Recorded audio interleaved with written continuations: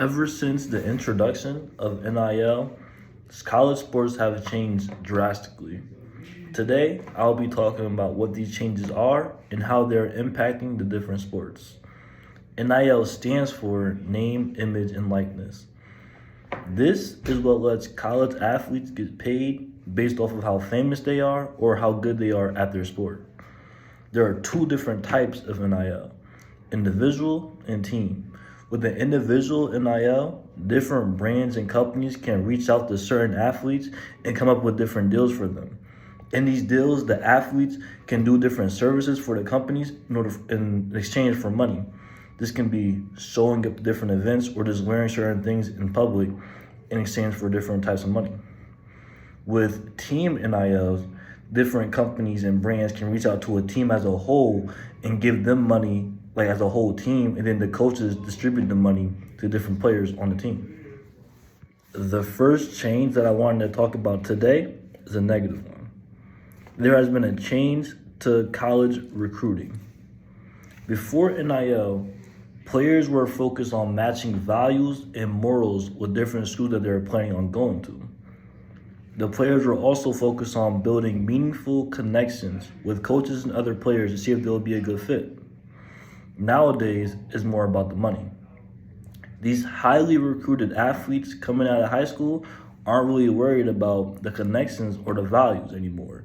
They're worried about making as much money as they can. This can lead to players not being happy once they actually get to the school.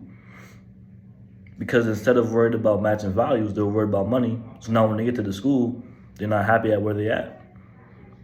Another side to this is the transfer portal. The transfer portal is another part of recruiting. This lets players, if they're unhappy with their conditions at a school, transfer to another school for any reason they want to.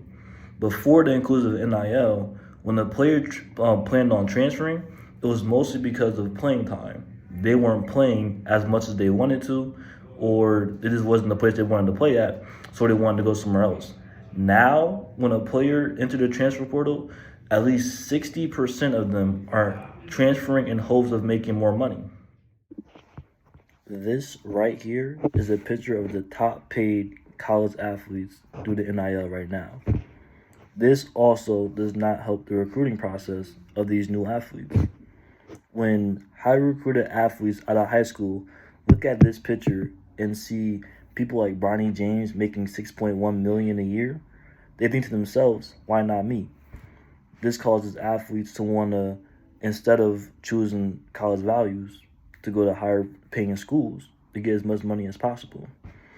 This will also influence their families. When athletes' families see pictures like these, they think, why not their kids? Why can't their kid make this much money for them? And they plant that seed in their kid's head, and it results in the recruiting process changing altogether. When athletes used to go to schools based off of coaching, now it turned based off of money. The second change I wanted to talk about is a positive one. In the past, female athletes historically made less money than male athletes. With the introduction of NIL, this has changed. NIL has helped female athletes help close this pay gap.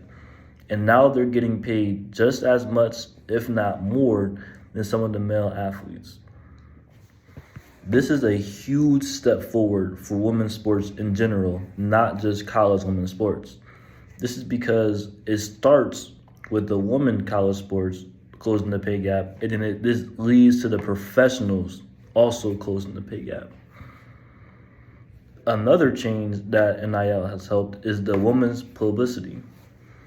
In the past, women's sports was not shown enough or as much as the male athletes in the media. With NIL, this gave the different female athletes more brand awareness and media coverage across all platforms. This has helped get more attention to different female sports. There's two female athletes in particular that has really taken advantage of NIL, being Caitlin Clark and Angel Reese.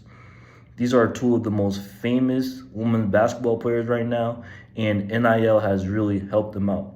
With these different deals, they were able to make a name for themselves and get a lot of people to watch their games. Overall, there are many different impacts of NIL on college sports. Not all of the changes were good, but also not all of them were bad. In order to limit the bad changes of NIL, we should regulate the amount of money every school can give to their athletes. I'm not saying that the athletes shouldn't be able to make money based on how popular they are, and they shouldn't be able to make millions. I'm just saying we should regulate it so that they shouldn't be making enough money to change the landscape of the whole sport as a whole. A way to continue the good changes of NIL is to keep making the inclusion of women in these sports more apparent. One good thing that NIL has been doing is making these female athletes more popular and apparent in sports, and it hasn't always been like that. Continuing to be more inclusive to women will positively influence the future of women's sports.